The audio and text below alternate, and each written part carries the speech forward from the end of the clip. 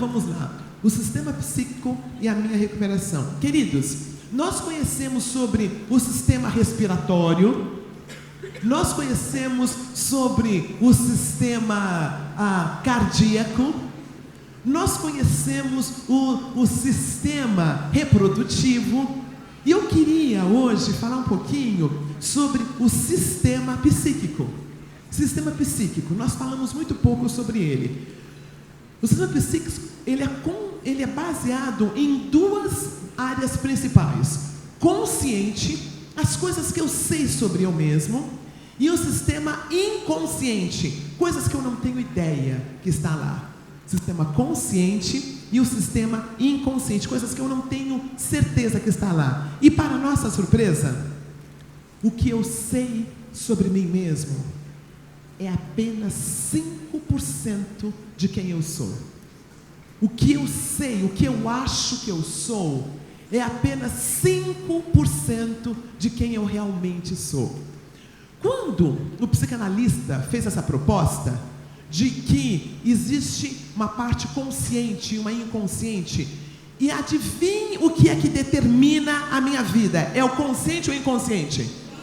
É o inconsciente. O que determina quem eu sou não é o que eu vejo, é o que eu não vejo. Quando isso foi lançado pelo psicanalista, ele falou assim: existe uma força que você não conhece que está lá.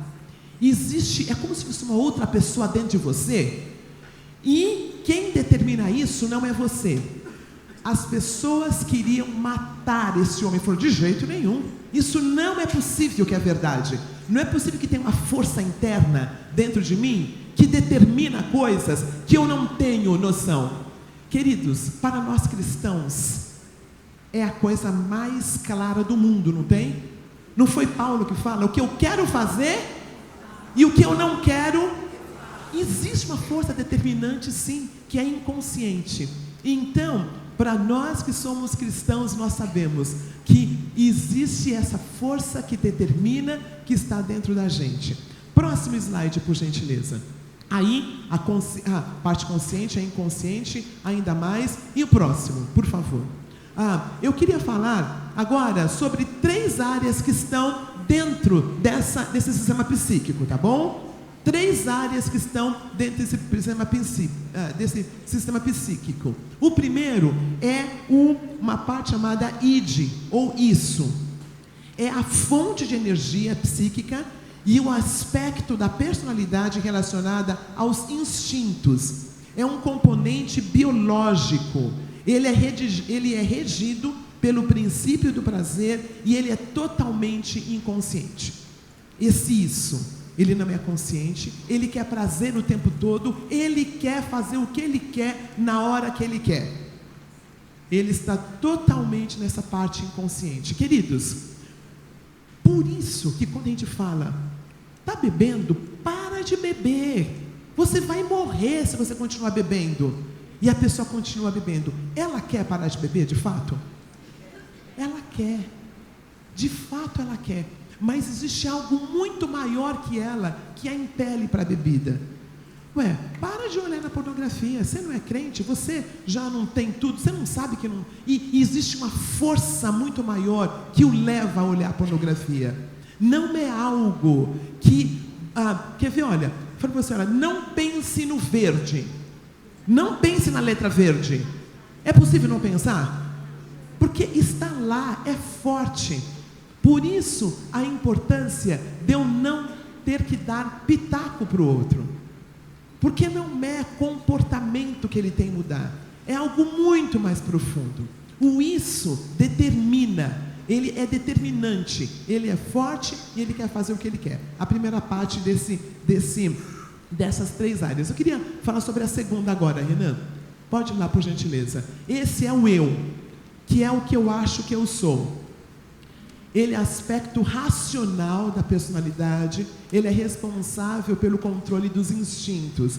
Ele é o mediador entre o isso e o outro que nós vamos falar. E ele é regido pelo princípio da realidade. O id era regido pelo princípio do prazer. Eu quero fazer agora, então eu vou fazer agora. O eu essa parte racional, ele é regido pelo princípio da realidade. E ele, basicamente, ele é consciente. E o último que eu vou falar, o super-eu. O super-eu, ele é o aspecto moral da personalidade. É o produto da internalização dos valores e padrões recebidos dos pais e da sociedade.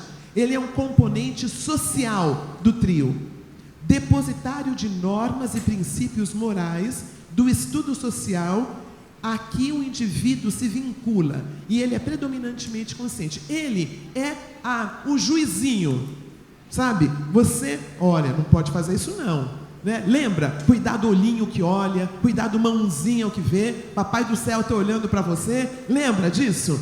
Né? Não, a gente tem que fazer certinho que a gente não vai para o inferno. Durante muito tempo, nós confundimos uma pessoa que tem esse super-eu, volta lá só um pouquinho, Rê.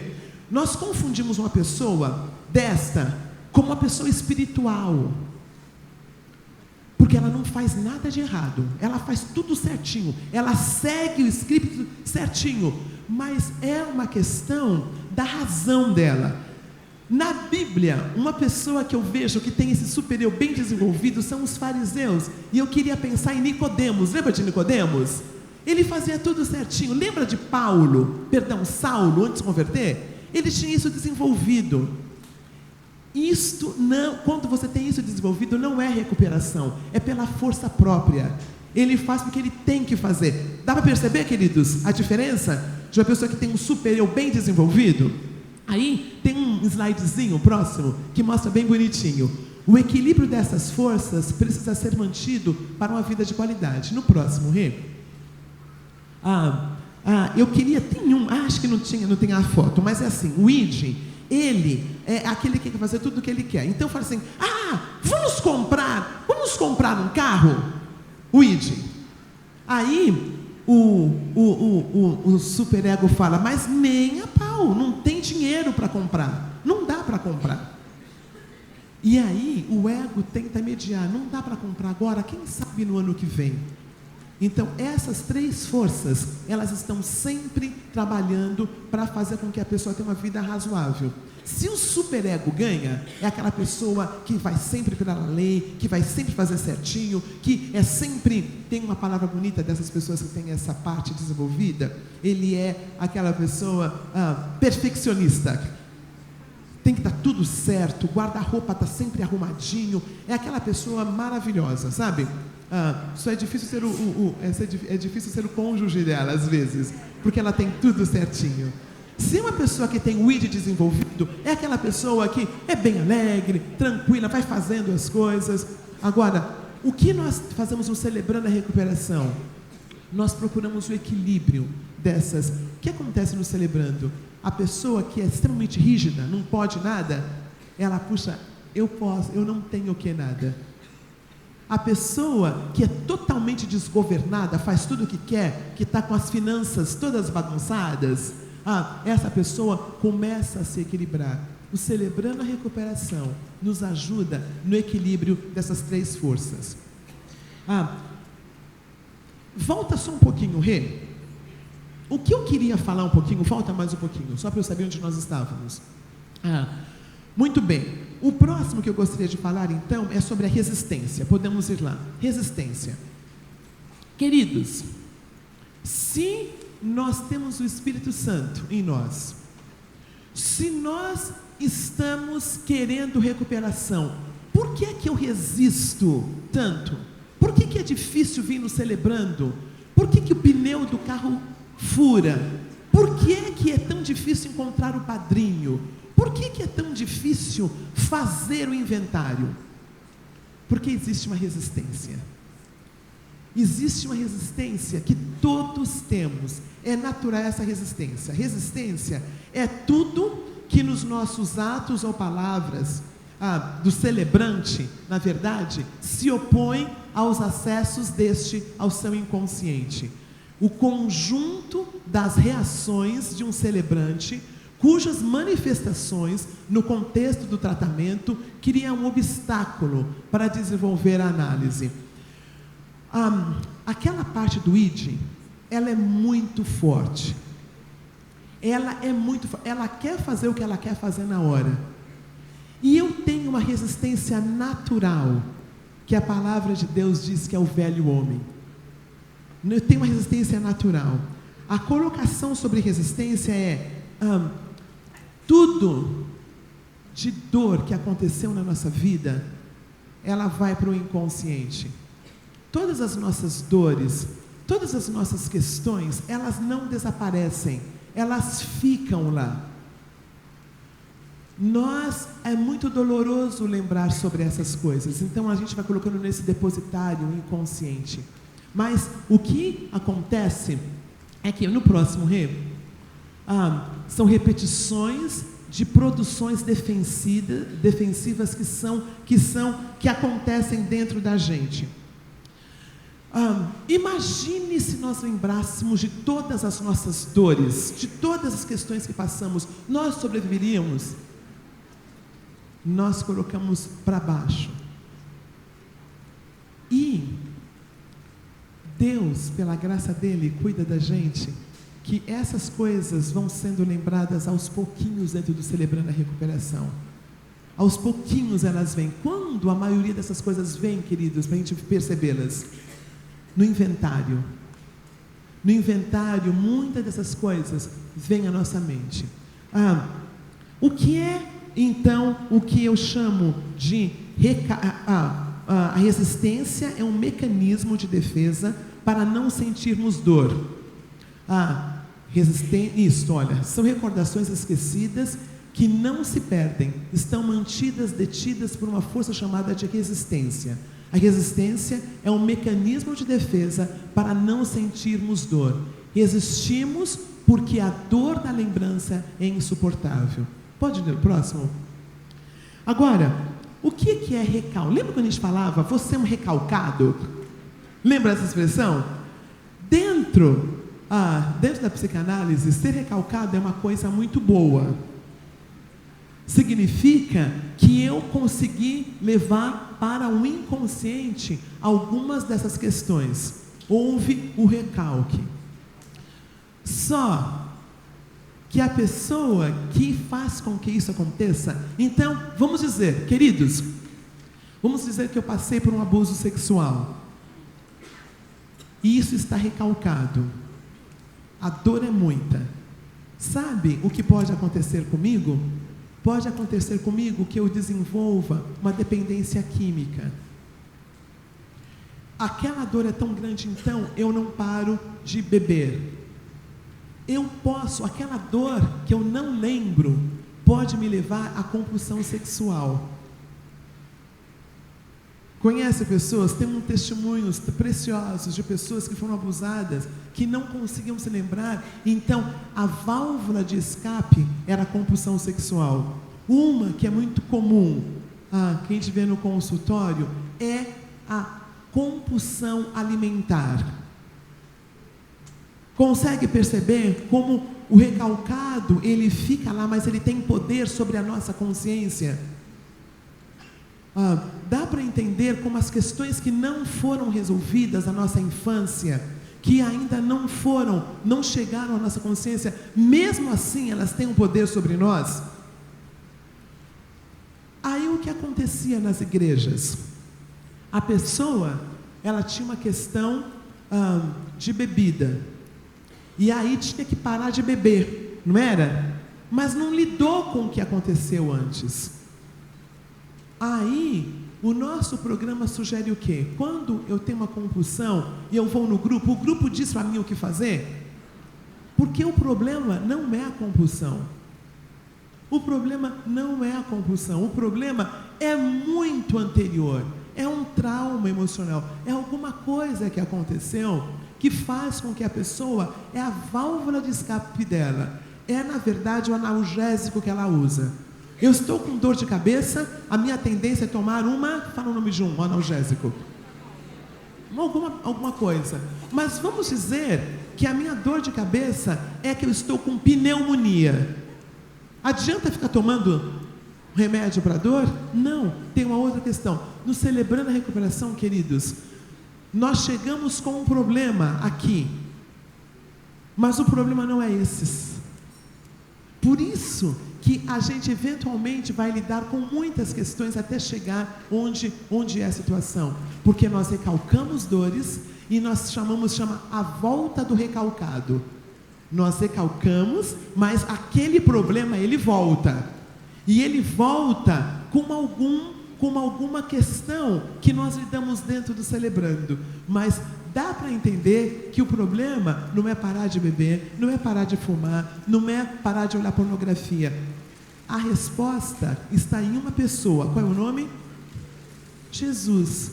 Porque Ele nos ajuda a chegar onde está aquela questão. Então nós recalcamos. Então, próximo slide. Por gentileza, só um antes, aquele da linha. Renan. Esse aí. Não, esse não. Volta só um, por favor. Isso aqui. Então, a linha do recalque, a dor aconteceu e vai tudo para o inconsciente. Só que essa dor vai voltar, concordam? A dor volta, e ela volta com algum tipo de compulsão. E a gente, muitas vezes, por exemplo, você vai no psicólogo, às vezes ele lida, então, vamos fazer com que você pare de fazer tal coisa. Mas parar de fazer a coisa vai funcionar? Porque você vai mudar para outra. Então, meu problema, vamos dizer, que seja a compulsão alimentar. Aí eu faço a bariátrica, certo? Aí eu não posso mais comer. Então, eu pulo para comprar demais.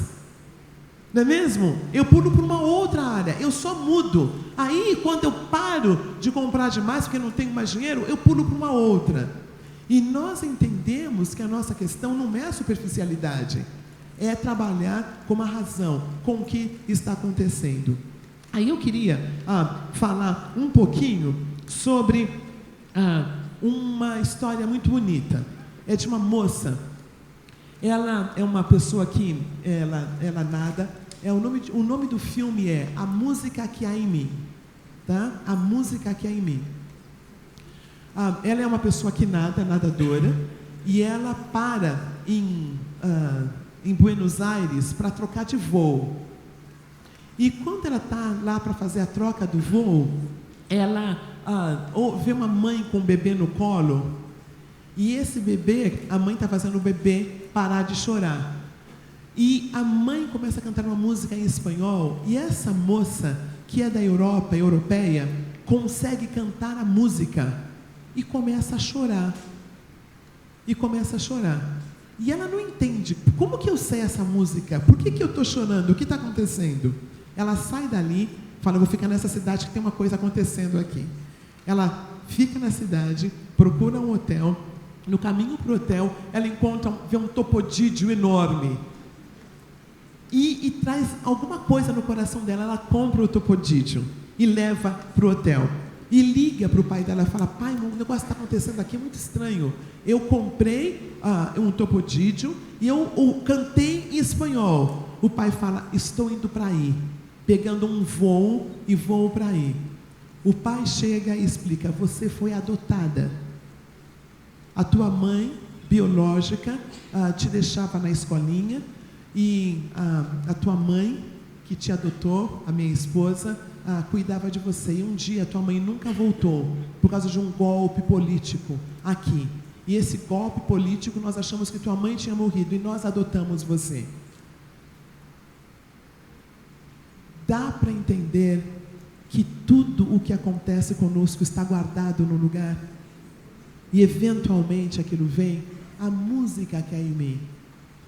Essa moça procura os familiares dela e descobre dessa adoção. Queridos, não existe mentira para esse aparelho psíquico. A música que há em mim. Nós chegamos no celebrando. Por que é que nós não damos pitaco? Porque as coisas só vêm à tona quando nós estamos prontos. Nós não forçamos esse mundo psicanalítico da pessoa. Eu queria terminar falando sobre Jesus Cristo, tá bom? Alguns exemplos. Vamos chegar lá. Jesus, ele manejava. Como é que eu lido com essa resistência, com esse recalco? Jesus Cristo entendia claramente esse inconsciente, essa resistência e esse recalque. Basicamente é assim. Vamos dizer que eu estou dando essa palestra aqui e tem alguém lá atrás fazendo muita bagunça. Aí os voluntários pegam essa pessoa e colocam para fora do nosso... um exemplo, né? A gente não vai fazer isso não, né? Vamos aqui a outro lugar, tá bom? Você está em algum lugar, aqui a gente vai colocar ele para fora. Pensa numa outra situação. Então, coloca a pessoa para fora. Isto é o recalque. Saiu do grupo. Aí, para ter certeza que a pessoa não entra, a gente coloca alguém na porta. Essa é a resistência, não é um bom exemplo? Tá bom? Então, a situação é dolorosa, nós colocamos para fora da cabeça. Aí, para ter certeza que não entra, a gente coloca alguém na porta. Dá para entender porque é difícil a recuperação? Dá para entender porque é difícil? Porque é muita dor. Por que tem que ter uma música animada quando a gente vai nos celebrando? Porque está doendo, tem que ter música, tem que ter lanchinho, tem que ter uma comidinha, porque o processo é doloroso. O processo de lembrar de coisas que a gente não quer lembrar, que está recalcado. Então, esse processo que nós estamos nos celebrando é algo totalmente, faz todo sentido. Jesus Cristo, ele falava assim: o problema não é isto aqui, isto aqui, isto aqui. Nós não estamos aqui lidando com pecados. Existe um pecado, a nossa inconsciência. Um negócio forte, um negócio que nos domina. Não é isso que Jesus fala? Não é o que entra pela boca que nos contamina. O que nos contamina é o que sai, que é feito na nossa mente, que é arquitetado dentro da gente. Jesus Cristo, você lembra de Jesus Cristo dando uma palestra para uma pessoa que está em pecado? Você lembra no Evangelho, Jesus Cristo procurando alguém e falando assim: olha, eu quero que você sente aqui, eu quero explicar o que você está fazendo é pecado, e é isto. Você viu em algum lugar Jesus fazendo isso? Ele falava: quem tem ouvidos para ouvir, ele jogava a palavra dele, e a pessoa que estava pronta respondia a palavra.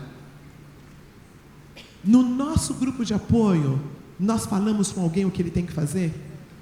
No nosso grupo de passos, nós falamos para alguém que tem que fazer? Não, porque a pessoa não está pronta para ouvir. Isso é jogar pérolas aos poucos. Vamos convidar para vir celebrando? Vamos convidar, vamos falar, vamos pedir a falar para ela participar de alguma coisa? Claro que sim. Mas nós vamos forçar essa pessoa? Porque é o tempo dela. Vamos orar por essa pessoa? Muito, mas nós não vamos forçar o Evangelho do nosso Senhor Jesus Cristo pela garganta afora de alguém.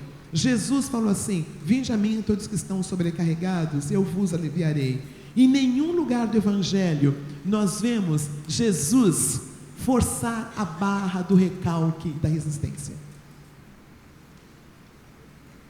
Vou repetir: em nenhum lugar. Isto seria violento. Vocês conhecem líderes evangélicos que fazem isto? Muitos de nós estamos aqui por causa disto, né? Porque tentaram colocar goela abaixo um negócio que não tinha a ver. Jesus nunca forçou ninguém a fazer nada. E eu queria dar um exemplo. Gente, quantos dos irmãos aqui tem um líder? Ou os dos pastores aqui tem alguém que saiu da liderança, que foi para o mundo? Levanta a mão. Quem você conhece? Né? Quem você conhece que estava caminhando e foi embora? Queridos, Deus me trouxe isso. Eu estava analisando, fazendo uma análise, e trouxe isso à mente. Jesus teve no grupo próximo dele um líder que foi embora. Jesus tinha um dos 12 que ele amou, que ele escolheu, foi embora. Um dos 12 que Jesus teve foi embora. O que Jesus fez? Jesus permitiu? Em algum lugar nós vemos Jesus chamando Judas e falando: Judas, Satanás vai vir, mas você não aceite, não vai ser bom para você. Você pode ter problemas difíceis depois. Em algum lugar nós vemos Jesus barganhando com Judas, para Judas fazer o que Jesus queria. Jesus, queridos, me ensinou tanto isso.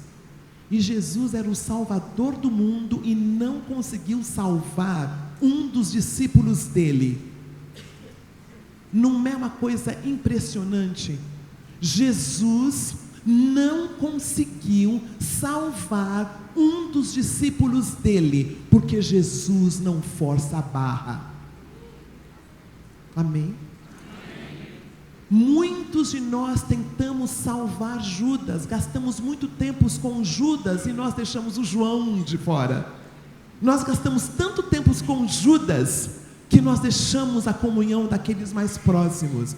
Como líderes, nós precisamos deixar Deus ser Deus. Como líderes, nós precisamos deixar Deus ser Deus. Quem salva é Jesus de Nazaré. E gente, essa história, queridos, como seria um de nós se nós tivéssemos no nosso time alguém querido na nossa equipe e alguém dessa equipe saísse e cometesse suicídio? Muitos de nós temos. Qual é a culpa que nós teríamos? Eu não fui boa o suficiente, eu devia ter ido atrás, eu devia ter ligado mais. Queridos, nós oramos e fazemos o que nós precisamos, mas nós não conseguimos salvar as pessoas. Líder, saiba que existe um Deus sobre nós. Se Jesus Cristo de Nazaré, Ele permitiu que Judas fizesse o que Judas queria, tá bom? O outro exemplo que eu queria dar é de Pedro. Pedro era aquele homem impetuoso que amava Jesus, não era? Né? E aí, imagine a situação. Ele está com Jesus, ele é impetuoso e ele fala: tu és o Cristo, Filho de Deus. Aí Jesus fala: puxa, isso aqui é precioso, sobre essa pedra eu vou edificar a minha igreja. O que você falou foi revelado por Deus. Você é Jesus, o Filho de Deus, não foi isso? No momento seguinte, Jesus fala assim: então eu vou para Jerusalém, porque eu vou morrer. E Pedro fala: nem a pau, Juvenal, mas de jeito nenhum. O Senhor é o Messias, vai livrar a gente do poder de Israel, de Roma. O Senhor não vai. Lembra que Jesus falou? Arreda-te de mim. Jesus não tinha problema em confrontar quando era necessário. Não tinha codependência. Jesus conseguiu falar a verdade quando ele precisava. Com Jesus não havia próximo rei, não havia apelo, não havia apelo, barganhas. Inclusive, seguir Jesus poderia custar a vida do seguidor. Jesus Cristo não barganhava. Se nós queremos ser líderes usados por Deus, nós precisamos saber que quem faz o trabalho é.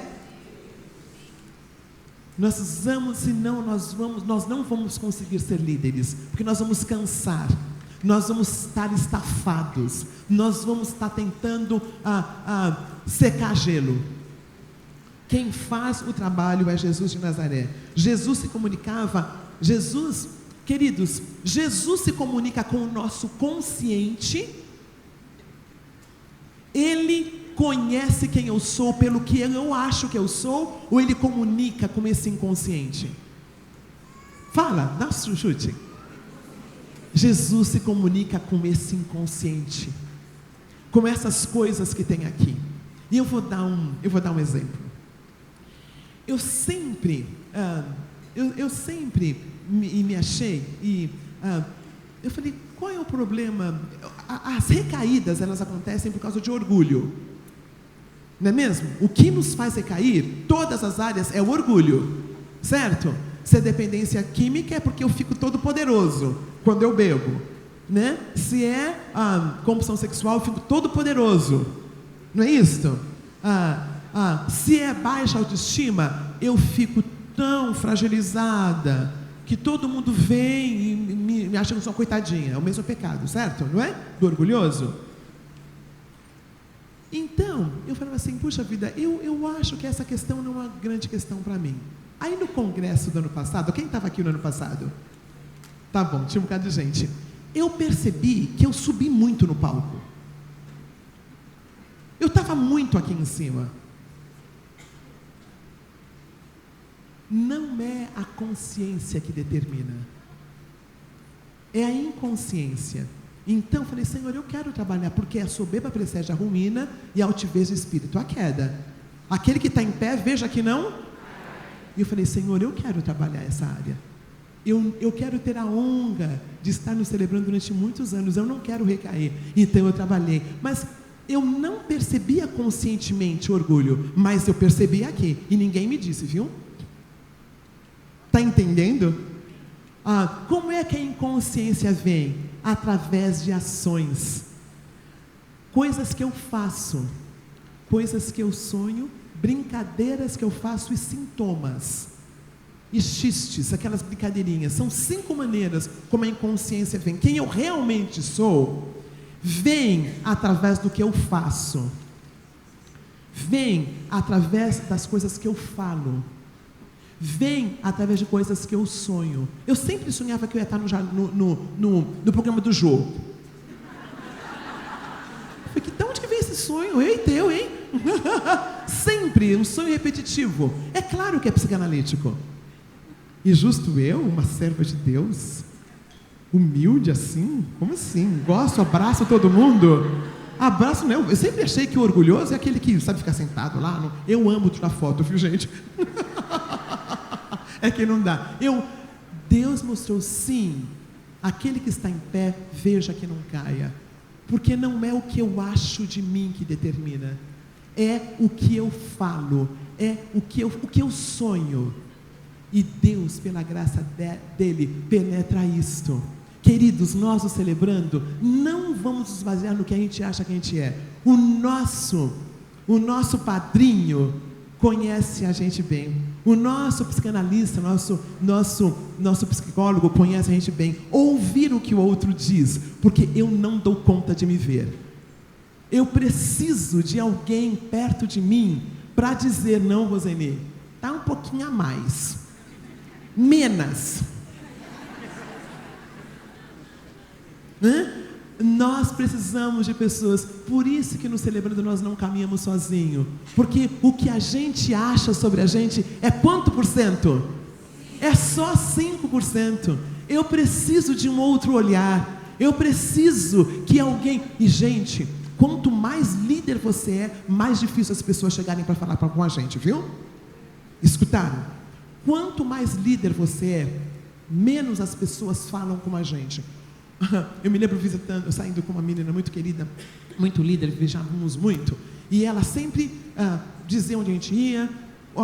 Nós íamos para os Estados Unidos, e ela sempre dizia onde a gente ia, ela dizia o hotel que a gente ia ficar, sabe? E eu sempre deixava, porque eu tenho preguiça mesmo de fazer, sabe? Então, os lugares que ela escolhia eram super legais, então eu sempre deixava. Aí um dia eu falei assim, sabe o que é? Eu gosto muito de ver teatro, e ela gosta de fazer compras. Depois eu falei, fulana, eu quero ir para um teatro dessa vez. Ela falou, teatro? Que chato. Falei, pois eu quero, a gente vai para o teatro. Aí nós fomos para o teatro. Não, na verdade, queridos, museu de Metropolitan Museum, que eu queria muito ver, sabe? Seria injusto que ela não falava inglês e ir para o teatro com ela, mas um museu dá para todo mundo ver, né? Aí nós fomos, eu fui rapidinho, que eu fico muito tempo no museu, mas eu fui rapidinho por causa dela. Aí na saída eu falei assim, então, o que você achou? Eu falei assim, não aprendi nada. Falei, você entrou num dos museus do mundo e não aprendeu nada. Eu falei assim, então, você tem se mostrado uma amiga para mim. Você fala quando a indumentária não está bonita, quando está combinando, me fala quando está com cheiro de CC, sabe? Você tem sido amiga, mas eu não tenho sido uma boa amiga para você. Porque eu nunca digo quando eu não gosto de uma coisa. Isto é ser covarde. Então, quero dizer umas coisinhas para você agora. Você controla muito. E eu acredito que na próxima viagem eu quero ter parte disto. E as lágrimas, era uma mulher linda. As lágrimas foram descendo, olhos verdes, descendo. A amiga dela estava assim, vocês estão brigando? A gente está brigando, sim. A gente está brigando sim. Aí ela falou, mas ninguém nunca me disse que eu sou controladora. Eu falei, porque não adianta dizer, você não escuta. Ela falou, só você e o meu filho. Eu falei, a gente te ama e está falando a verdade. Queridos, foi libertador. Ela que pagava a parte da viagem. Ficamos 5 anos sem viajar.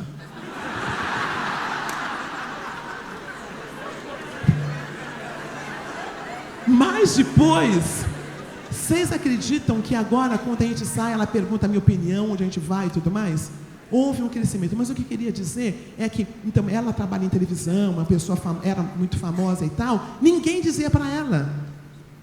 Ninguém dizia para ela. Quanto mais líder você é, menos pessoas vão ter coragem de dizer para você. Porque a tendência é de nós fazermos o jeito que a gente quer. Queridos, a importância é muito grande de nós ouvirmos pessoas, porque eu não sei quem eu sou de fato. Eu me vejo pelo olho do outro. Eu me vejo pelo outro do outro. E terminando, Jesus se comunicava com recalque. Quem não tem pecado, atire a primeira pedra. Lembra? Quando Jesus fez com aquela mulher que foi perdoada. Legal, né? Com aquela mulher que foi perdoada, ele falou, ele agiu ali com a inconsciência do povo. Ele partiu para o inconsciente. Aí ele fala, deixe os mortos que enterrem seus próprios mortos. Um rapazinho que queria segui-lo. E um outro exemplo, eu queria terminar com esse exemplo. Vai, vende todos os teus bens e me segue. Ele sabia que o problema do menino jovem, aquele jovem que chegou para procurá-lo, a história é mais ou menos assim, Jesus, ele chega para Jesus e fala assim, o que eu faço para ser salvo? Lembra? O que eu faço para ser salvo? Aí Jesus falou assim, vai, vende tudo que você tem e dá aos pobres. Só que ele era um menino que tinha muita coisa. Se fosse aqui de São Paulo, via na Zona Sul, sabe? Com seus carrinhos e tal. Deixa eu dar 2 exemplos disso. Vocês lembram o que Jesus fez depois? Você lembra o que Jesus fez? Você não lembra porque Jesus não fez nada. Jesus não foi atrás. Não! Vem! Vai dar certo. Porque Jesus sabia que inconscientemente aquele menino, ele precisava de coisas. Ele precisava trabalhar. E a Bíblia fala que Jesus o amava. O que ele falou para a mulher samaritana? Quando ele encontrou, vai e procure o teu. Porque a questão tinha dor ali. Ela tinha que acertar aquela dor. Para cada pessoa ele falava uma coisa, porque ele conhece o nosso inconsciente. Ele sabe as nossas necessidades. Então, ele trabalha com isso. A nossa oração é que no Celebrando a Recuperação, Deus vai trazendo isto. Deus vai trazendo à tona tantas coisas escondidas. Nós chegamos com um problema e nós depois descobrimos que é outro e a gente vai fazendo. E queridos, nós seremos celebrantes até a vinda de Cristo. Amém? Não vamos conseguir lidar com todas as questões aqui. E aí, Jesus se comunicava através da arte de contar histórias. Vocês perceberam o skit, guys, ontem? Não foi um bocado de lição? Jesus nunca fazia um negócio que não tinha figuras. O Mac foi uma coisa muito legal. Ele falou assim, quando tiver que começar alguma coisa, conte uma história. Conte uma história. Jesus Cristo sempre se comunicava com o inconsciente. E o inconsciente é acessado através de histórias. O inconsciente é acessado através do louvor. Sabe quando você está louvando e você tem um pouco de... Sabe por quê, queridos? No inconsciente tem coisas que não são nominadas. Nós não sabemos, não dá nome. Então a música, ela chega num lugar que palavra não chega. Por que é que o testemunho de ontem e o testemunho de hoje, por que vocês conseguiram ficar tanto tempo sentados, todo ouvidos?